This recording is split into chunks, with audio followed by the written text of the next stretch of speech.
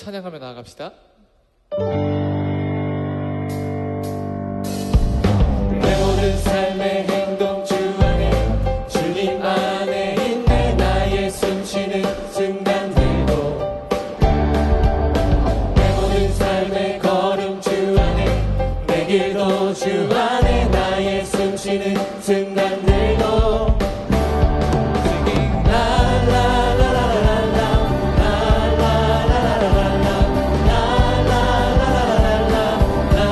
다시 한번 내 모든 삶에 내 모든 삶의 행동 주 안에 주님 안에 있네. 나의 숨쉬는 순간들도 내 모든 삶의 걸음 주 안에 내 길도 주 안에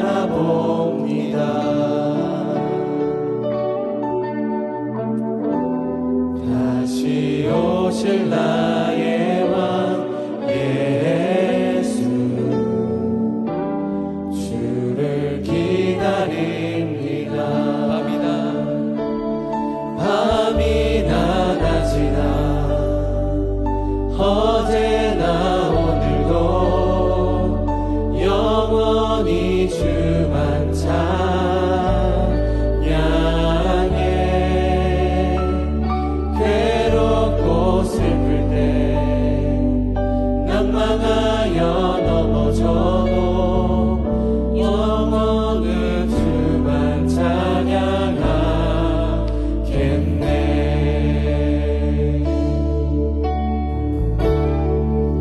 다시 한번 찬양합니다. 나의 소망 되신 주, 나의 소망 되신 주, 주를 바라봅니다. 주를 바라봅니다.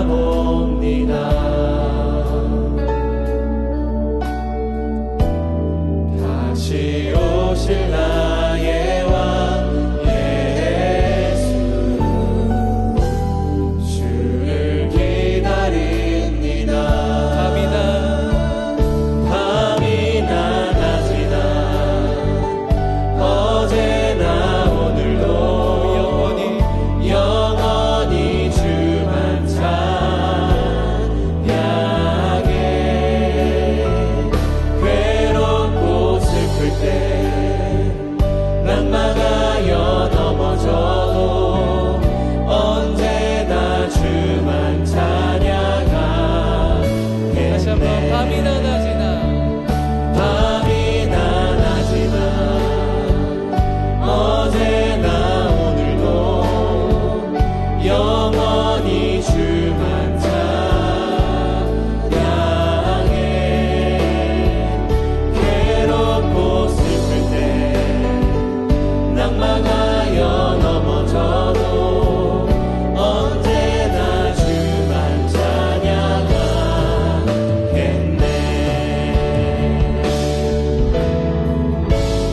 나의 소망 되신 주,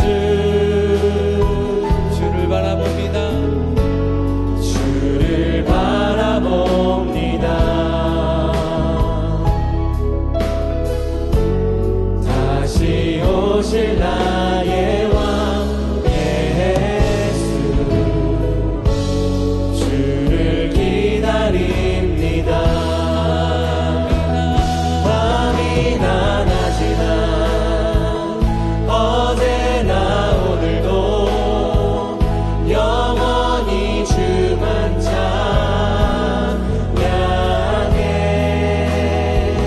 괴롭고 슬플 때 낙망하여 넘어져도 언제나 주만 찬양하겠네. 밤이나 낮이나 어제나 오늘도 영원히 주만 찬양해. 괴롭고 슬플 때 낙망하여 넘어져도 언제나 주만 한 번 더 찬양합니다. 밤이나 낮이나 밤이나 낮이나 어제나 오늘도 영원히 주만 찬양해. 괴롭고 슬플 때 낙망하여 넘어져도 언제나 주만 찬양하. 다 함께 주의 날개 아래 거하는 것, 주의 날개 아래 거하는 것, 주의 임재 아래 거하는 것, 나의 가장 큰 소망, 나의 가장 큰 은혜, 주와 함께 동행하느니 주의 날개 아래 거하는 것, 주의 임재 안에 거하는 것, 나의 가장 큰 소망, 나의 가장 큰 은혜, 주와 함께 동행하느니. 우리 함께 찬양할까요? 내 모습 이대로, 내 모습 이대로 사랑하시네. 연약한 그대로 사랑하시네. 나의 모든 발걸음 주가 아시나니 날 인도하소서. 내 모습 이대로 사랑하시네. 연약한 그대로 사랑하시네. 나의 모든 발걸음 주가 아시나니 날 인도하소서.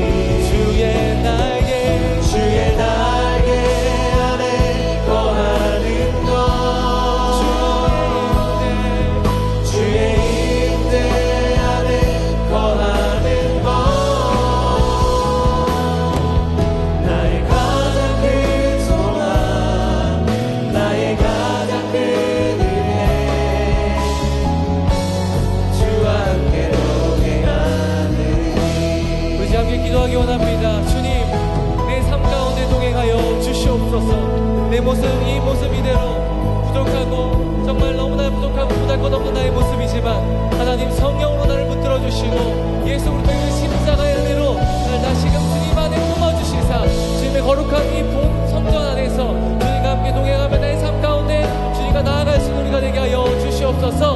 그럴 수 있는 그 예배로 우리에게 은혜를 회복하여 주시옵소서. 은혜 받을 나를 위하여 말씀 전체 전도사님을 위하여 다같이 우리 통성으로 기도하며 나아갑시다. 함께 기도하기 원합니다. 하나님 아버지 우리 가운데 역사하여 주시옵소서. 주 성령 우리를 붙들어 주셔서 하나님 부족하고 연약하고 아버지 정말 우리 가운데 주 성령으로 십자가의 은혜로 나를 붙들어 주시고 하나님 시간 우리 가운데 함께 해주셔서 주님의 은혜를 다시금 내려주시고 하나님 내 모습 이대로 주님의 나에게 아래서 주님의 동행할 수 있음을 아버지 은혜로 나를 알게 하여 주시옵소서. 주님이 원합니다. 우리 아버지가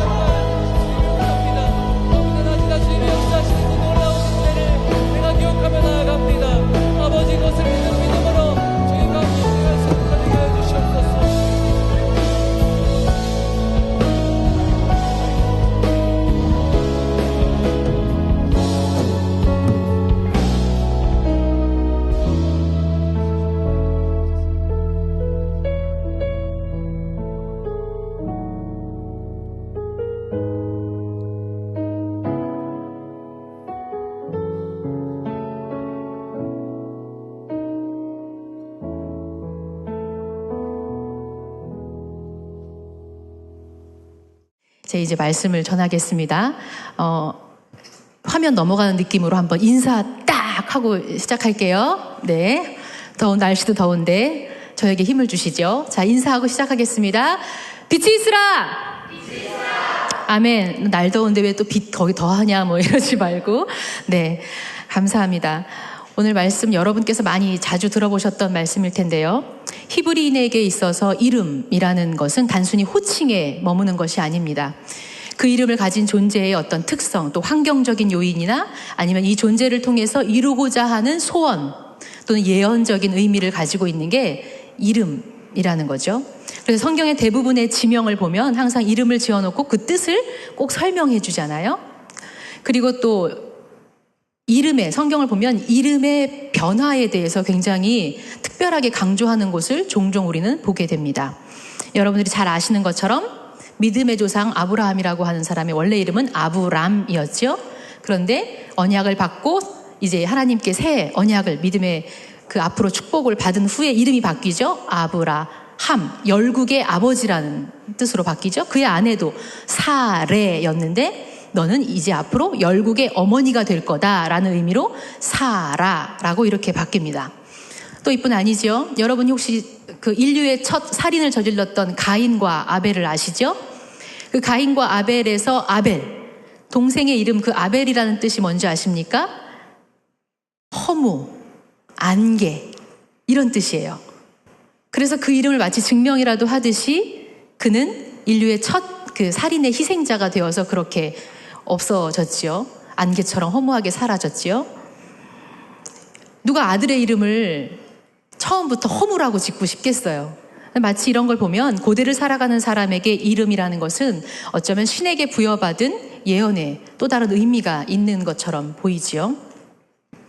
이처럼 이름이라는 것은 단지 누군가를 편하게 부르기 위한 호칭 넘어서 내가 누구냐, 나의 존재가 도대체 무엇이냐 란 그런 이해와 관련된 것 같습니다. 그런데 오늘 본문에도 보면 그렇게 이름의 변화를 가져온 사람이 나오지요.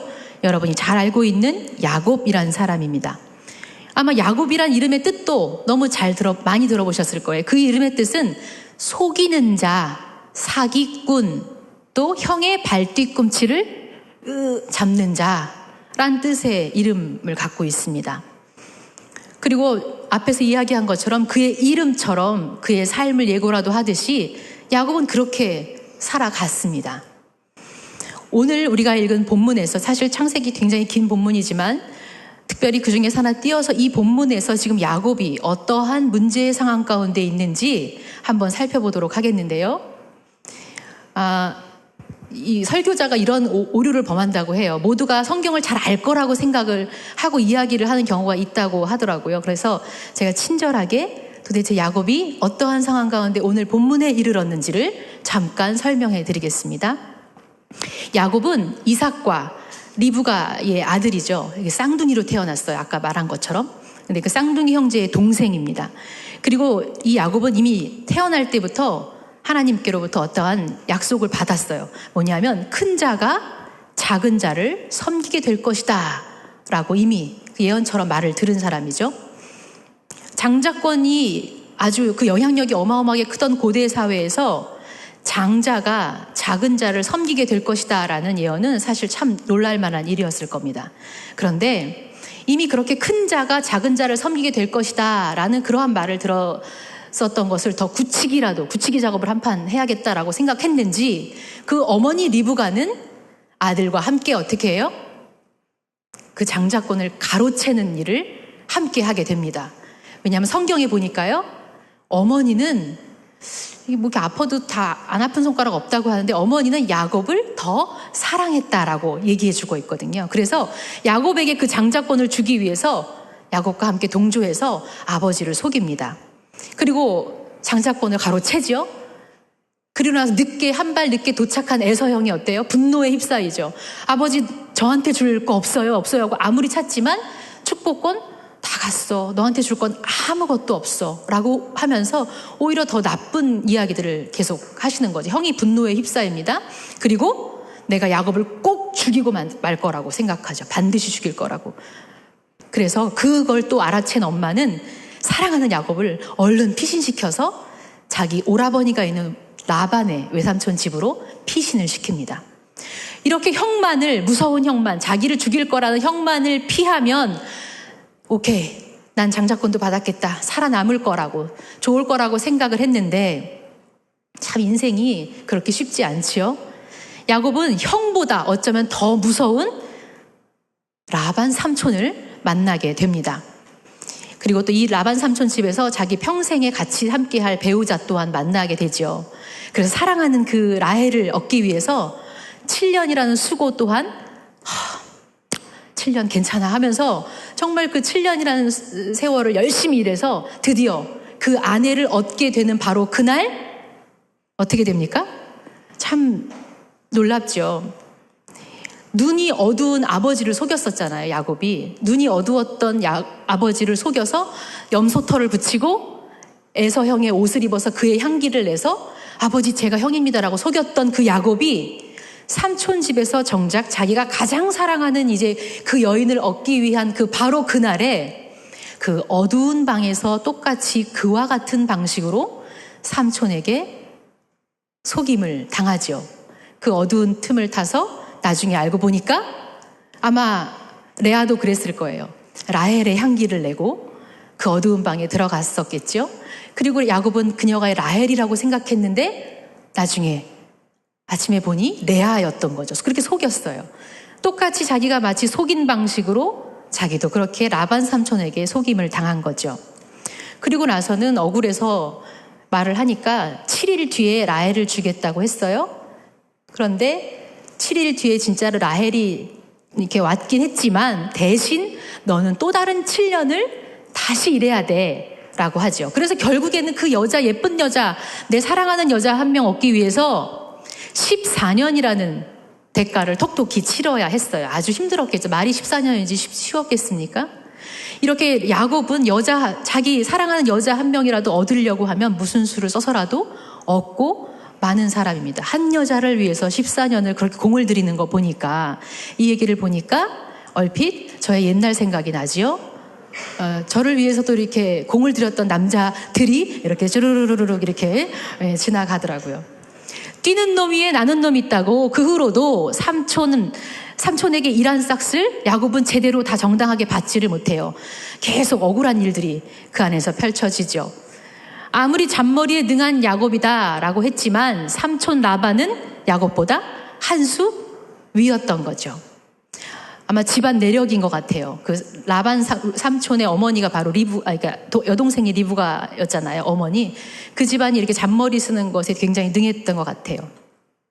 이렇게 야곱은 또 다른 라반이라는 사람을 통해서 인생의 아주 매우 쓴맛을 톡톡하게 경험하게 됩니다. 그렇게 20년이라는 시간을 그 타향살이를 하면서 야곱이 어떤 생각을 했을까요? 어렸을 때 아마 느끼지 못했던 것들을 차츰차츰 생각하고 떠올리기 시작했을 겁니다. 눈먼 아버지를 얄팍하게 속였던 일, 그래서 형을 너무나 분노케 하고 울부짖게 했던 일들이 아마 그 장면처럼 스쳐갔을 겁니다. 야곱이 어린 나이에 눈앞에 있는 작은 이익들만을 보고 선택하며 저질렀던 일들이 이제 이러한 타향살이의 힘겨운 시간 앞에서 하나씩 떠오르게 되고 있는 거죠. 비로소 자기보다 더한 사기꾼 같은 사람을 만나고 경험하면서 자기 자신이 하나씩 보이기 시작하는 겁니다. 사람은요, 살아보니까요, 안락하고 편안할 때 자기가 또는 이쯤이면 잘 나간다라고 생각할 때 자기 자신을 제대로 보기가 참 어렵습니다.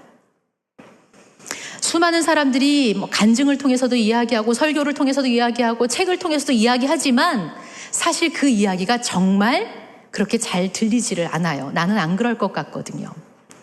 잠언에서도 그래서 이렇게 말하죠. 내가 선줄로 생각할 때 조심하라. 그런데 쉽지 않습니다. 정말 본인이 힘겨운 시간에 들어서야 비로소 다른 사람들이 보이기 시작하는 것 같습니다. 하나님은 이제 그래서 어쩌면 쉽지 않은 시간들을 우리 인생에 하나씩 던져주고 있다는 생각이 듭니다. 이제 이제 라반 삼촌이 이렇게 나쁜 사람이라고, 또 세상에서 저런 사람이 없을 거라고 억울하고 분한 마음을 이 야곱은 계속 갖고 있죠. 정말 저 사람, 하나님은 저런 사람 망하게 하지 않고 왜 가만히 놔두나라고 정말 아마 원망했을 겁니다. 분했을 거예요. 사기꾼 같은 놈, 나쁜 놈이라고 그렇게 막 외치고 원망하고 투덜거리고 욕을 하고 있다가 보니 어느새 그 말이 내 귀에 들리는 것 같습니다. 마치 사기꾼이라고, 나쁜 사람이라고 삼촌을 이야기하고 원망하는 그 소리가 내 귀에 들리기 시작하는 것 같다라는 거죠. 마음이 어려워지기 시작합니다. 그 어떤 사람보다도 자기가 보기에 내가 만난 사람 중에 가장 추하다고 생각했던 그 삼촌의 모습이 내 모습처럼 보이기 시작하는 거예요. 마음이 참 어려워지죠. 떨쳐버리고 싶어요. 더 이상 이렇게 살고 싶지 않다라는 마음이 드는 거죠. 마음이 힘들어요. 그렇게 하나님은 야곱을 만들어가고 있는 중이셨습니다. 그리고 갈등의 고조가 한참 피치를 치르고 있었을 때 하나님께서 드디어 20년 만에 성경에서 잘 안 나타나시다가 이제 말씀을 하기 시작해요. 31장 3절에 보니까요. 여호와께서 야곱에게 이르시되 내 조상의 땅 내 족속에게로 돌아가라. 내가 너와 함께 있으리라. 그동안 20년 동안 어쩌면 하나님도 속이고 몰래 도망 나온 이 야곱은 하나님도 속이고 잘 살았을 거라고 생각했을지 몰라요. 왜냐하면 소유가 계속 늘어났었거든요. 그런데 이제 하나님께서 고향으로 돌아가라 라고 명령하시는 거죠. 자, 그런데 문제가 있죠.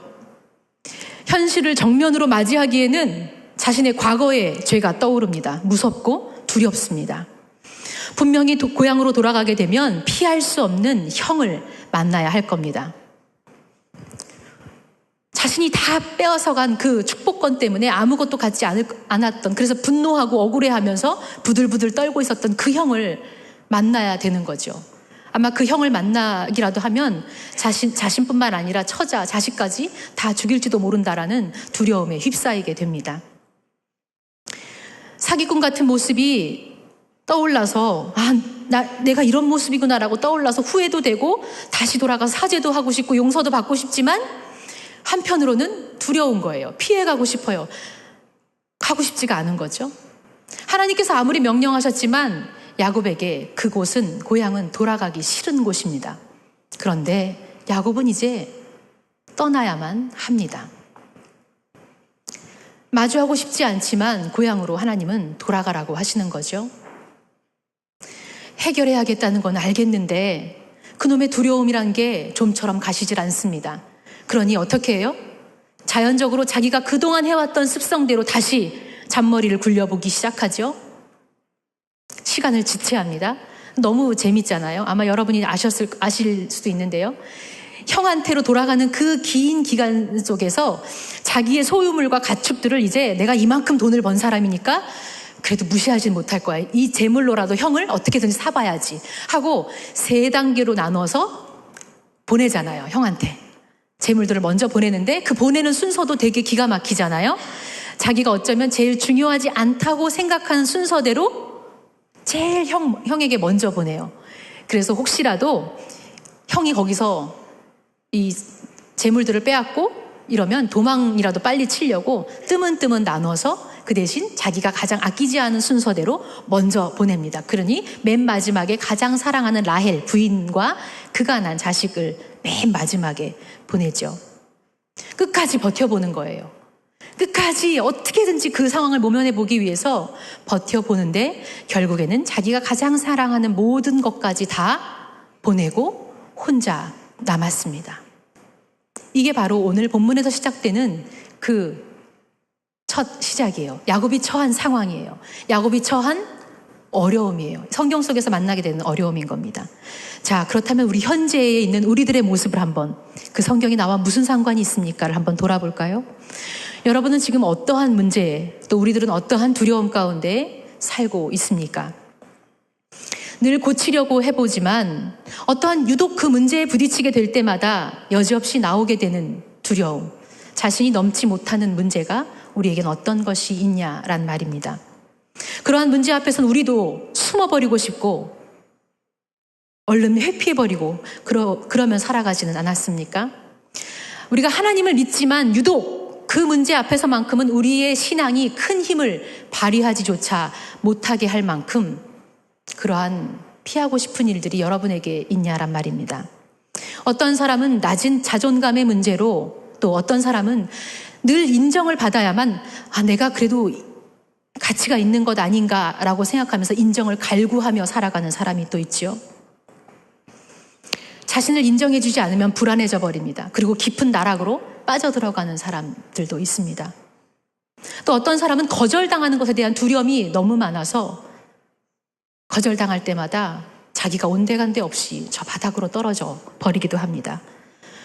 유명한 피로사회라는 책에서 보듯이 또 어쩌면 이 시대는 자기 자신을 계속 피로하게 계속해서 만들어감으로써 안정을 찾는 것처럼 보이는 시대에 살고 있습니다. 어떤 사람은 또 돈이 있어야 좀 안정되고 내가 그래도 있다라고 느끼는 것 같아요. 끊임없이 돈을 그래서 곁에 두려고 하면서 그 안정을 갈구하지요.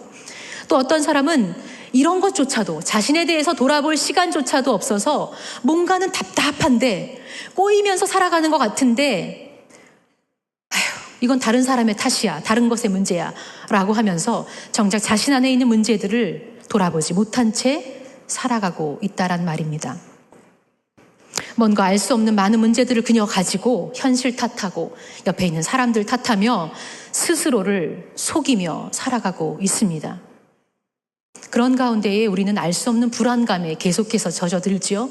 그리고 그 불안감이 커지면 우울함, 또 무기력감에 끝내 빠져버립니다. 어떤 사람은 끝내 자기 자신을 그냥 놓아버리는 사람도 있어요. 이렇게 자꾸 피하고 싶습니다. 내가 이 일은 감당하고 싶은 능력도 없고 하고 싶지도 않아요. 피하고 싶은 것이죠. 그런데 하나님은 짓궂게라도 우리가 피하면 피할수록 신기하게도 나의 연약함을 볼 수밖에 없는 그 자리로, 그 문제 앞에 나를 다시 갖다 두신다라는 거죠.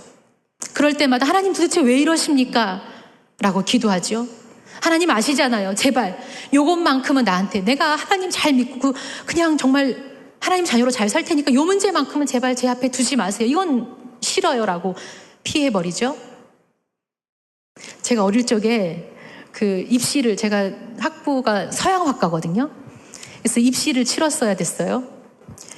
근데 제가 고등학교 때 엄청 신실했습니다. 아주 신실해가지고 엄마 따라서 철야기도 가고 막 새벽기도 가고 작전기도 하고 매일 밤에 입시를 앞둔 저는 매일 기도를 하면서 기도한 게 있었어요.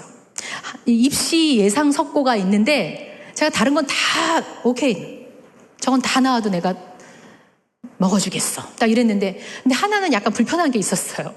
내 체질이 아니었나 봐요. 그래서 그 카라카라라는 상 하나만큼은 잘 나올 확률도 없었지만 그래도 그거는 나오지 않게 해주세요를 그 어린 제가 항상 기도했거든요. 정말 열심히 찬양하고 열심히 예배드리고 뭐 새벽기도도 가고 하면서 그것만큼은 그러니까 하나님 꼭 나오지 않게 해주세요라고 기도했는데, 당일 입시 당일 문이 딱 열리는데 카라카라가 딱, 정말 무서웠어요. 어린 제가 하나님이 없는 것 같아. 아니 내가 기도했는데 이게 아닌데 왜 이러지? 진짜 무서웠었죠. 그리고 저는 아빠가 사업을 어렸을 때 사업을 실패하셨기 때문에 엄마가 저한테 항상 하던 말이 있었어요. 너는 사업가랑 절대 결혼하지 말아라. 그래서 저는 부한 것도 싫으니 안정된 것을 찾아야죠 하고 공부하는 사람하고 결혼을 했거든요. 그런데 한 살다가 보니까 이 사람이 또 사업을 하겠다라고 그렇게 얘기를 하는 거예요. 참 피하고만, 요것만큼, 나 하나님 정말 잘 믿고 살 수 있는데 요것만큼은 피하게 해주세요라는 문제들이 내 앞에 하나님은 굳이 갖다 놓으셨다라는 거죠. 여러분은 어떻습니까? 우리들이 마주해야 될 일들이 감당이 안 되는 일들이 있죠. 나이가 들을수록 우리가 책임져야 되고 마주 봐야 하는 일들 우리 앞에 계속해서 놓여집니다. 그런데 그 사건을 마주해야 하는 나는 어른이 되었는데도 여전히 작은 그 어릴 적의 어린아이로 남아있는 건 있습니다. 그러니 지금 현실의 문제들이 감당이 안 되는 거죠. 해결이 안 됩니다. 남들이 보기에는 별 문제가 아닌 것 같은데도 그 문제에 유독 나는 반응을 하게 되고요. 그리고 그 두려움 때문에 결국에는 알 수 없는 행동들을 하고 알 수 없는 결정들을, 후회하는 결정들을 막 만들어 갑니다.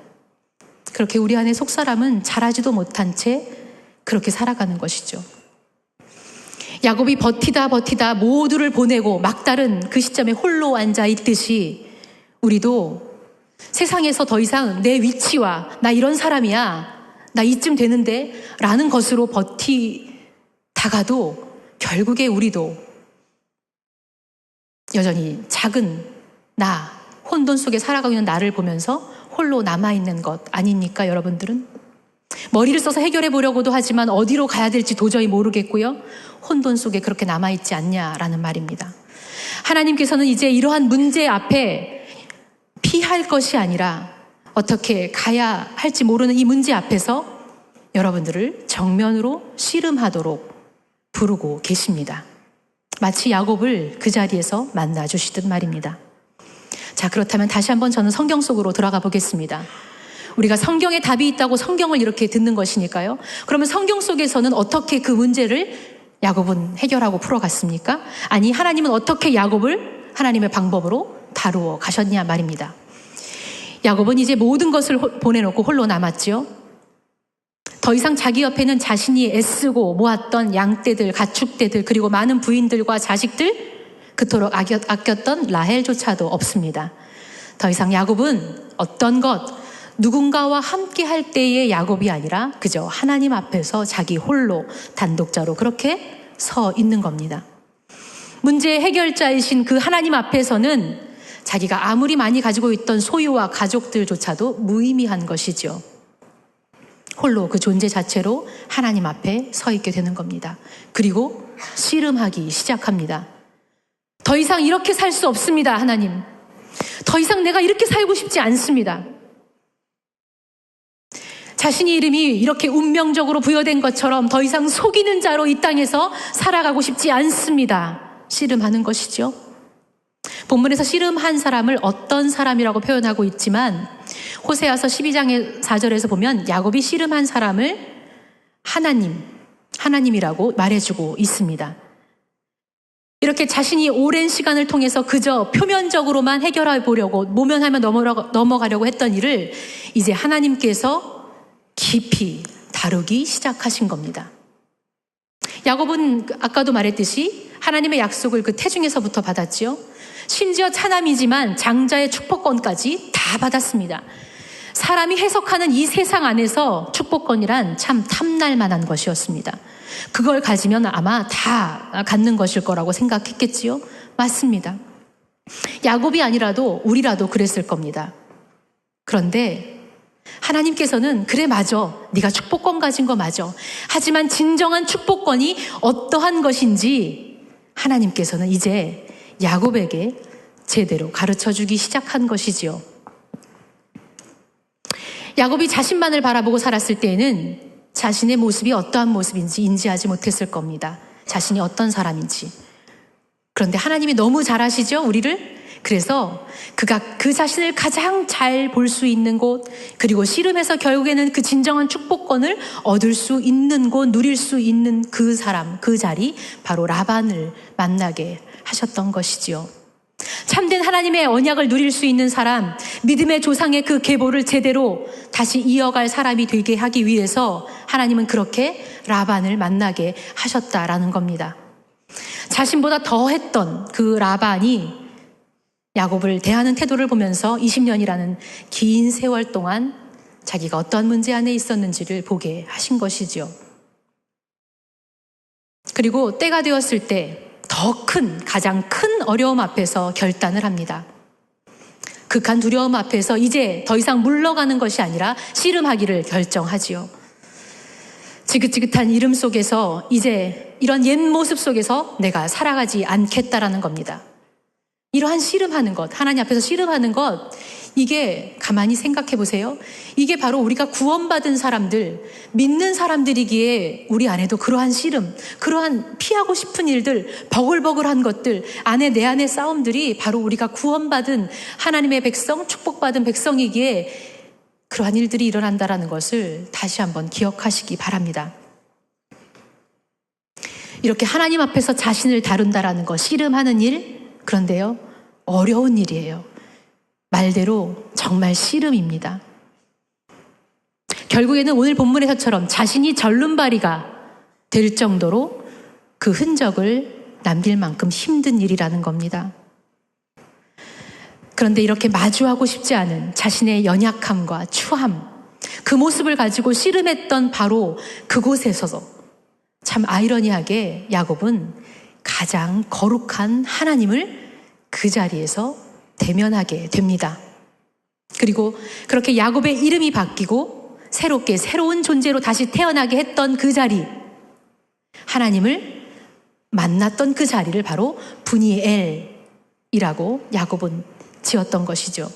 브니엘이라는 뜻은 하나님의 얼굴, 파니미 히브리어로 얼굴이라는 뜻이거든요. 뭐뭐 앞에라고 할 때도 그 언어를 쓰는데, 그래서 브니엘은 하나님의 얼굴 또는 하나님 앞이라는 뜻입니다.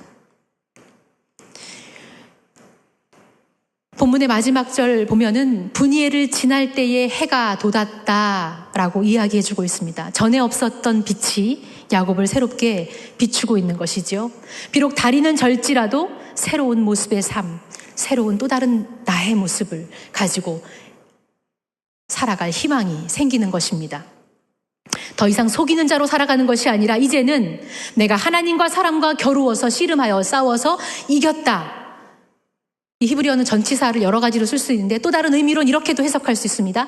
하나님과 이제 함께 싸워 나가는 자, 바로 이스라엘이라는 이름으로 살아가게 된 것이죠.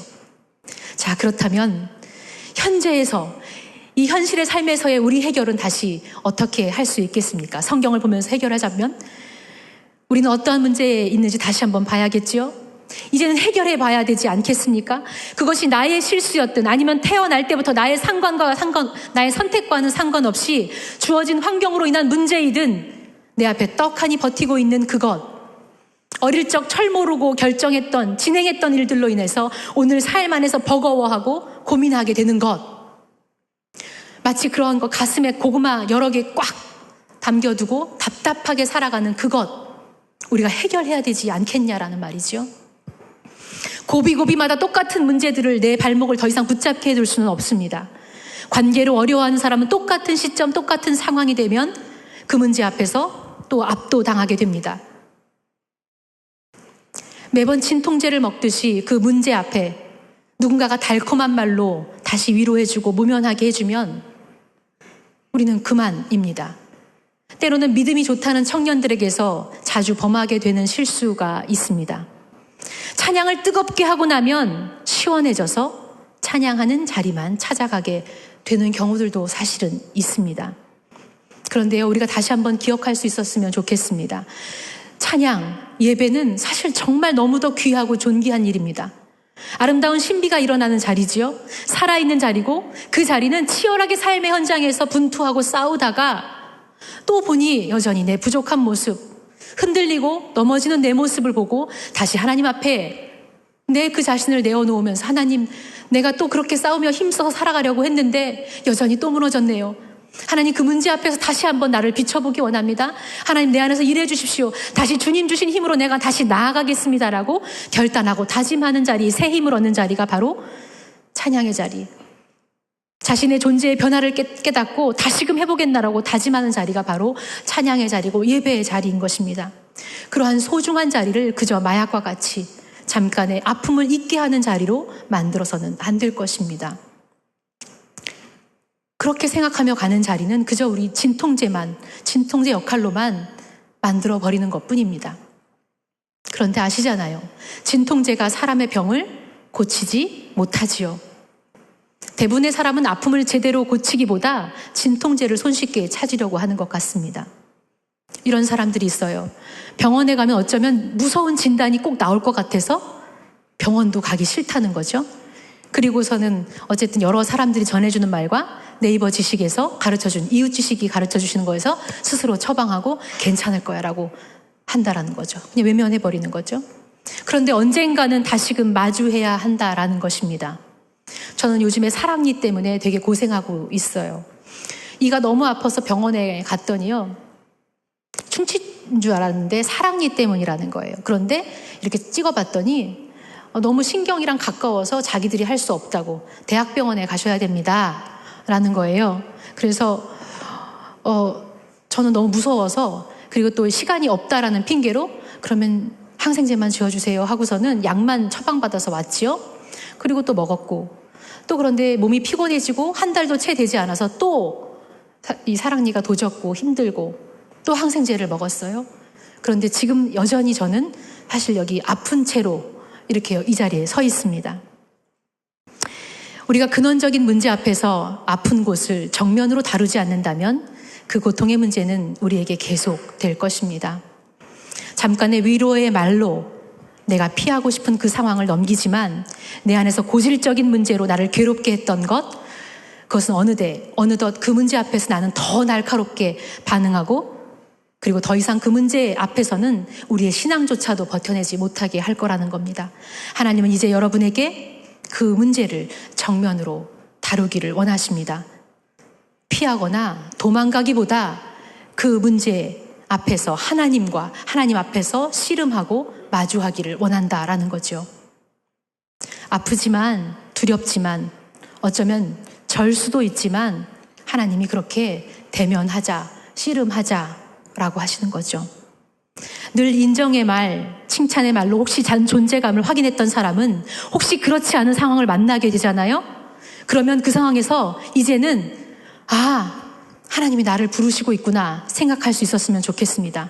돈의 문제가 나의 발목을 붙잡는 사람에게는 어쩌면 돈이 완전히 사라지게 되는 일들은 하나님의 부르심에, 하나님의 얼굴 앞에 부르심의 초청의 자리가 되는 기회일 수도 있다라는 겁니다. 우리의 존재가 새롭게 다시금 태어나 다시금 회복되기를 원하시는 겁니다. 새로운 약속의 땅을 풍성하게 누릴 수 있는 그러한 믿음의 사람, 정말 생명이 무엇인지 알고 누릴 수 있는 그 사람으로 태어나기 위해서 여러분을 부르고 계신다라는 거죠. 잘 생각해 보세요. 야곱이 하나님을 대면했던 곳, 그 브니엘은 거룩한 예배의 자리, 제사의 자리가 아니었지요. 바로 자신의 문제를 가지고 고통스러워했던 자리. 그래서 결국에는 다리가 절개되면서까지 자기 자신을, 참 자신의 모습을 발견하게 되었던 그 자리, 바로 그 자리에서 야곱은 하나님을 대면했습니다. 만났다라고 고백하고 있음을 기억하시기 바랍니다. 하나님을 대면하면 죽는다고 생각했던 고대 사회였습니다. 그런데 야곱이 말하고 있지요. 분명히 하나님을 대면하고 보았으나 내 생명이 보존되었다. 그렇게 씨름하면서 나를 돌아본 곳, 그리고 새롭게 변화된 곳이 죽을 것이라고 꼭 믿었던, 죽을지도 몰라 라고 생각했던 그곳이 바로 오히려 하나님을 만나게 되었던 곳, 바로 브니엘이라는 것이지요. 인생의 두려움, 트라우마를 가지고 자신도 속이고 다른 이들도 속이면서 야곱은 어쩌면 계속해서 자신 안에 가두고 살았는지 모릅니다. 우리 삶에도 반복적으로 만나게 되는 어려움이 있다면, 내가 거부하고 싶은 어려운 모양의 사람이 또는 사건과 상황이 있다면 이제 하나님의 얼굴을 우리가 보기를 원합니다. 그런 상황 앞에서 더 이상 피하거나 도망가지 않고 오히려 그 아픔의 자리를, 두려움의 자리를 하나님을 만나고 씨름하며 새롭게 다시금 태어날 수 있는 그러한 자리로 여러분들이 만들었으면 좋겠습니다. 그리고 그러한 중에 우리의 속사람은 점점 더 자라게 될 것이고 든든히 세워져 가고 하나님의 놀라운 그 축복받은 자로서 우리는 온전하게 누리며 살게 될 것입니다. 여러분들 어떤 두려움이 여러분 앞에 있습니까? 또 눈앞에 있습니까? 피하고 싶은 상황이 있습니까? 그렇다면 우리 더 이상 피하지 맙시다. 하나님 앞에서 씨름하면서 하나님, 날 좀 도와달라고, 오히려 그 문제를 가지고 내가 나 자신을 더 자세히 잘 볼 수 있길 원한다고, 그동안 보지 못했던 것이 있다면 하나님, 내가 이 문제 안에서 다시금 잘 볼 수 있기를 원한다라고 오히려 하나님과 씨름할 수 있는 여러분이 되었으면 좋겠습니다. 나이가 들어가면 그 모든 것이 한 번 분이해를 경험하면 다 끝일 것 같은데 그렇지 않더라고요. 제가 앞에서 말했던 것처럼 저는 그렇게 당황스러운 카라카라상이 떡하니 버티고 있었을 때 그래도 그동안 기도했던 것, 하나님 앞에서 신실하게 붙들렀던 그 신앙이 힘을 발휘하기 시작했습니다. 다시 큰 호흡을 가두고 하나님 저 시험하려고 그러시는 거죠? 어떠한 상황 중에도 하나님이 나 붙들어 주신다는 것, 그거 보여주시려고 하는 거죠. 어린 제가 그렇게 말했어요.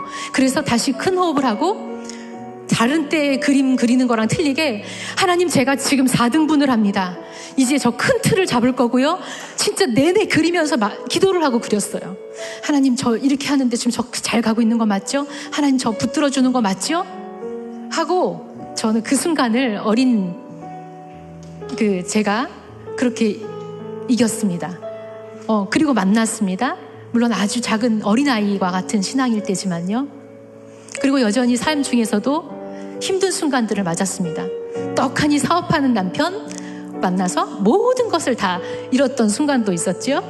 그런데 신실하게 하나님 붙들고 그 문제 앞에서 매달렸습니다. 물론 그렇다고 해서 하나님이 네가 이렇게 붙들었으니 다시 다 돌려줄게 하고 주신 건 아닙니다. 전 여전히 아무것도 없습니다. 하지만 그 인생의 여정을 통해서 저는 보석과 같은 것들을 얻을 수 있었습니다. 누구하고도 바꿀 수 없는, 여러분들도 언젠가는 그렇게 인생을 계속해서 오늘도 살아갈 겁니다. 오늘도 저는 흔들립니다. 대단한 사람이어서 여러분들 앞에 서 있는 것이 아닙니다. 그렇지만 제가 믿는 것, 오늘도 부딪히고 싶지 않은 상황, 내가 사역을 하면서 부딪히고 싶지 않은 상황에 여전히 부딪히게 될 때 그 모습을 통해서 하나님을 발견하려고 다시 무릎 꿇습니다. 기도합니다. 그러면서 하나님이 해결해 주시더라고요. 여러분 우리 함께 기도합시다. 도망가지 맙시다. 하나님 이 시간 같이 기도할 때에 하나님 내가 이 문제가 너무 어려워요. 이 문제 너무 어려워요. 이 문제 피하게 해주세요라고 기도하지 말고 하나님 제가 어떻게 해야겠습니까? 기도하십시오. 그리고 그 나의 문제의 자리, 그 자리를 여러분들이 축복해 주십시오. 도저히 닮고 싶지 않은 부모였을지라도 끊고 싶고 보고 싶지 않았던 그 상처의 자리를 오히려 축복해 주시고 그 자리가 내 발목을 붙잡지 않게 달라고, 내가 속이면서 내 인생을 살아가지 않도록 그렇게 달라고, 하나님 당당하게 살아가게 달라고 우리 같이 기도하며 나아갑시다. 하나님 아버지 우리를 불쌍히 여겨주십시오. 살아가는 청년들을 불쌍히 여겨주십시오.